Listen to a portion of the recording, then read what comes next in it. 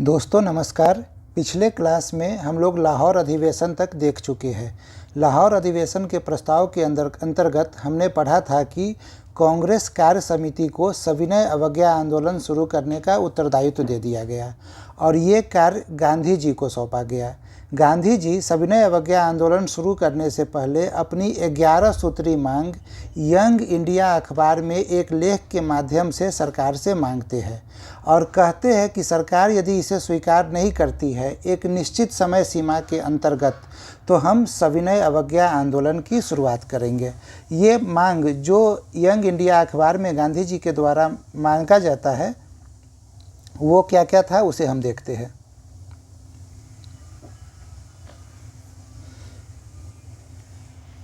ये मांग है सेना का खर्च तथा सिविल सेवा के वेतनों में 50% कटौती करने की बात है। पूर्ण शराबबंदी की बात की जाती है। राजनैतिक कैदियों के रिहाई की बात की जाती है। ये वही समय है जब भगत सिंह, सुखदेव ये सब जेल में थे और इनके रिहाई के बारे में इस 11 सूत्री मांग में कहा जाता है। भारतीयों को अपनी आत्मरक्षा के लिए हथियार रखने का लाइसेंस आराम से मिल सके, ये बात कहा जाता है। इसके अंतर्गत रुपये का विनिमय दर 1 शिलिंग 4 पेंस के बराबर किया जाए, ये बात कही जाती है। लगान अत्यधिक था तो लगान में 50% की कटौती की जाए और जो सबसे इम्पोर्टेंट था कि नमक कर को समाप्त कर दिया जाए। गांधी जी का कहना है कि नमक एक ऐसी चीज़ है जो पूरे भारत में सभी लोगों के लिए महत्वपूर्ण है और नमक पे टैक्स लेना भारतीयों का अपमान करना है। इसके अतिरिक्त नशीली वस्तुओं के क्रय विक्रय पर प्रतिबंध लगाया जाए, ये बात भी कही जाती है। और क्या कहा जाता है? और कहा जाता है सेना पे खर्च को कम करने की बात की जाती है। लेकिन गांधी जी के इन सारी बातों में से किसी भी बात को नहीं माना जाता है और नहीं मानने के बाद 12 मार्च को साबरमती आश्रम से 240 किलोमीटर की पद यात्रा शुरू करते हैं गांधी जी, जिसमें इनके समर्थन में 78 अनुयायी इनके साथ रहते हैं और ये 78 अनुयायी भारत के विभिन्न अलग अलग क्षेत्र से आते हैं।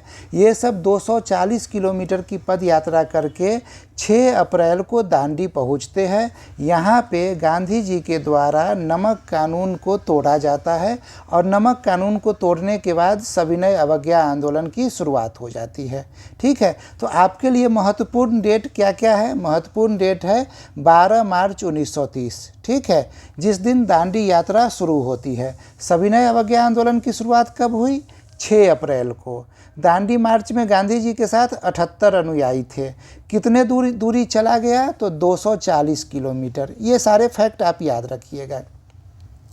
गांधी जी जब अपनी 11 सूत्री मांग इनकी नहीं मांगी जाती है तो वो इरविन को एक पत्र लिखते हैं और पत्र में वो कहते हैं कि मैंने रोटी मांगी थी, मुझे पत्थर मिला, इंतज़ार की घड़ियां अब समाप्त होती है। और इसके बाद सविनय अवज्ञा आंदोलन शुरू हो जाता है। तो परीक्षा में इस प्रकार का स्टेटमेंट दिया जाता है। खास करके जब आप बीपीएससी का परीक्षा दे रहे हैं तो वहाँ पर निश्चित रूप से इस प्रकार का स्टेटमेंट दिया जाता है, तो आप ऐसे स्टेटमेंट को ध्यान में रखिएगा। ठीक है, चलिए आगे बढ़ते हैं और अब ये सविनय अवज्ञा आंदोलन का प्रसार कैसे कैसे होता है जरा उसे देख लेते हैं। तो साउथ इंडिया में सी राजगोपालाचारी तंजौर के समुद्री तट पर नमक बनाते हैं। ये तिरुचिरापल्ली से वेदारण्यम तक की यात्रा करते हैं और फिर तमिलनाडु में तंजौर पहुँच के और तंजौर में नमक कानून को तोड़ते हैं। ऐसे ही के कलप्पन कालीकट से पोयन्नूर की यात्रा करते हैं और फिर मालाबार के तट पर नमक बनाते हैं। असम में नोआखाली में समुद्री तट पर नमक बनाया जाता है असम के लोगों के द्वारा। इसके बाद जब सविनय अवज्ञा आंदोलन अपने चरम पे जाता है तो 4 मई को गांधी जी को गिरफ्तार कर लिया जाता है। गांधी जी जब गिरफ्तार किया जाता है तो कांग्रेस के द्वारा कुछ प्रस्ताव पारित किए जाते हैं। फिर वो प्रस्ताव क्या क्या है आइए उसे एक एक करके देखते हैं। जो रैयतवाड़ी क्षेत्र था उस रैयतवाड़ी क्षेत्र में लगान न अदा किया जाए, ये बात कही जाती है और इसका सबसे ज़्यादा प्रभाव बारदोली में दिखता है। जमींदारी क्षेत्र में चौकीदारी कर न अदा किया जाए, ये बात कहा जाता है। और इसका प्रभाव बिहार और बंगाल में दिखता है। बिहार में चौकीदारी कर कुछ जिला है जिससे सवाल पूछा जाता है, आप ध्यान में रखिएगा, भागलपुर, सारण और मुंगेर। इन जिलों में चौकीदारी कर न अदा किए जाने की बात की जाती है। ऐसा मान्यता था उस समय कि ये जो चौकीदार थे ये खबरी थे और ये गांव में क्या चल रहा है इसका खबर अंग्रेज़ों को देते थे। इसी वजह से चौकीदारी कर को समाप्त करने की बात की जाती है कांग्रेस के द्वारा। मध्य प्रांत में वन कानून का उल्लंघन किया जाता है। ठीक है, खान अब्दुल गफ्फार खान के नेतृत्व में खुदाई खिदमतगारों का एक दल भी तैयार किया जाता है और ये दल पश्चिमोत्तर प्रांत नॉर्थ वेस्ट फ्रंटियर पे पेशावर के पास तैयार किया जाता है। इस दल को लाल कुर्ती के नाम से भी जानते हैं। इसके अतिरिक्त एक चीज़ आप लोग और याद रखिएगा कि इस दल पर गढ़वाल रेजिमेंट के सैनिकों ने गोली चलाने से इनकार कर दिया था। तो ठीक है, गढ़वाल रेजिमेंट याद रखिएगा, लाल कुर्ती याद रखिएगा, खान अब्दुल गफ्फार खान ये गांधीवादी थे और अहिंसक आंदोलन में विश्वास करते थे, हिंसक आंदोलन में विश्वास नहीं करते थे। इस बात को भी याद रखिएगा। आगे देखते हैं आंदोलन का प्रसार कैसे कैसे होता है। तो धरासना में नमक फैक्ट्री पे विरोध होता है। ये सविनय अवज्ञा आंदोलन के दौरान किया गया सबसे बड़ा विद्रोह है। इस विद्रोह में क्या है, डेट याद रखिएगा, 21 मई को सरोजनी नायडू के बारे में हमने पढ़ा था कि ये प्रथम भारतीय महिला थी जो कांग्रेस की अध्यक्ष बनी थी। कब? 1925 में। कहाँ पे? कानपुर में। तो सरोजनी नायडू और इमाम साहब के नेतृत्व में धरासना के नमक फैक्ट्री पे विरोध प्रदर्शन किया जाता है। ये वो दिन है जब धरासना में 46 डिग्री सेल्सियस टेम्परेचर है। ये जो भी लोग आंदोलन करने जा रहे हैं, विरोध प्रदर्शन करने जा रहे हैं, वो निहत्थे हैं और अहिंसक रूप से विरोध प्रदर्शन कर रहे हैं। महिलाएं और पुरुष दोनों गए हैं। पुरुष लाइन में लगते हैं, 4-4 के लाइन में लगते हैं और विरोध प्रदर्शन करने आगे बढ़ते हैं। जैसे ही आगे बढ़ते हैं पुलिस के द्वारा लाठी चार्ज किया जाता है और लाठी चार्ज से ये घायल हो जाते हैं। इनके अन्य सदस्य उन घायलों को एक साथ तरफ लाकर उनका मरहम पट्टी करते हैं और फिर अगले लाइन के 4 सदस्य वैसे ही विरोध प्रदर्शन करने जाते हैं। और ये मार का दौर सिपाहियों के द्वारा इन निहत्थे लोगों पे अनवरत चलता रहा और इसका परिणाम ये हुआ कि 2 लोगों की मृत्यु हो गई और इस पूरे प्रकरण में 320 लोग घायल हुए। ठीक है, 320 लोग घायल हुए। एक रिपोर्टर है मिलर ने रिपोर्ट किया और मिलर ने अपने रिपोर्ट में क्या लिखा वो मैं आपको पढ़ के सुनाता हूँ। मिलर कहता है कि बिसेक देशों में समाचार भेजने के अपने कार्यकाल के 18 वर्षों के दौरान मैंने असंख्य नागरिक विद्रोह देखे हैं, दंगे, गली कूचों में मार काट और विद्रोह देखे हैं, लेकिन धरासना जैसा भयानक दृश्य मैंने अपने जीवन में कभी नहीं देखा है। तो ये धरासना की सारी कहानी है। चलिए आगे बढ़ते हैं। और शराब की दुकान पे धरना दिया जाता है। इसके अलावा विदेशी वस्तुओं का बहिष्कार किया जाता है। ये किसके द्वारा ज़्यादातर किया जाता है? तो सविनय अवज्ञा आंदोलन में महिलाओं के द्वारा ये किया जाता है। ये ध्यान में रखिएगा। उत्तर प्रदेश में एक अभियान चलता है जिसमें बोला जाता है कर न दो लगान न दो। ठीक है, कर किसे न देने की बात की जा रही है? तो जमींदारों से कहा जा रहा है कि जमींदार, और ये लगान न दो किसे कहा जा रहा है? किसानों को कहा जा रहा है। यानी कि किसान जमींदारों को लगान नहीं देगा और जमींदार जो है सो सरकार को कर नहीं देगा। तो ये कर न दो लगान न दो अभियान उत्तर प्रदेश में चलाया गया। ठीक है, जगह बना लेता हूँ थोड़ा सा। असम में कनिंघम सर्कुलर के विरोध में छात्रों ने आंदोलन किया था। अब ये कनिंघम सर्कुलर क्या है? तो असम के छात्रों को अब तथा वहाँ के छात्रों के अभिभावकों को अच्छे व्यवहार के लिए प्रमाण पत्र अपने पास हमेशा रखना पड़ता था, अपने जेब में, अपने पॉकेट में। और जब भी ये प्रमाण पत्र मांगा जाता था तो इसे दिखाना पड़ता था। इसे असम के लोगों ने अपना अपमान समझा था और इसी के विरोध में, कनिंघम सर्कुलर के विरोध में वहाँ के छात्रों ने आंदोलन चलाया था और जिसे सविनय अवज्ञा आंदोलन से जोड़ दिया गया। आगे बढ़ते हैं।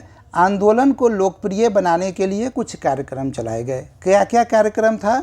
तो गांव में व कस्बों में प्रभात फेरियां निकाली जाने लगी। जादुई लालटेन का प्रयोग किया जाता था एक स्थान से दूसरे स्थान तक संदेश पहुंचाने के लिए।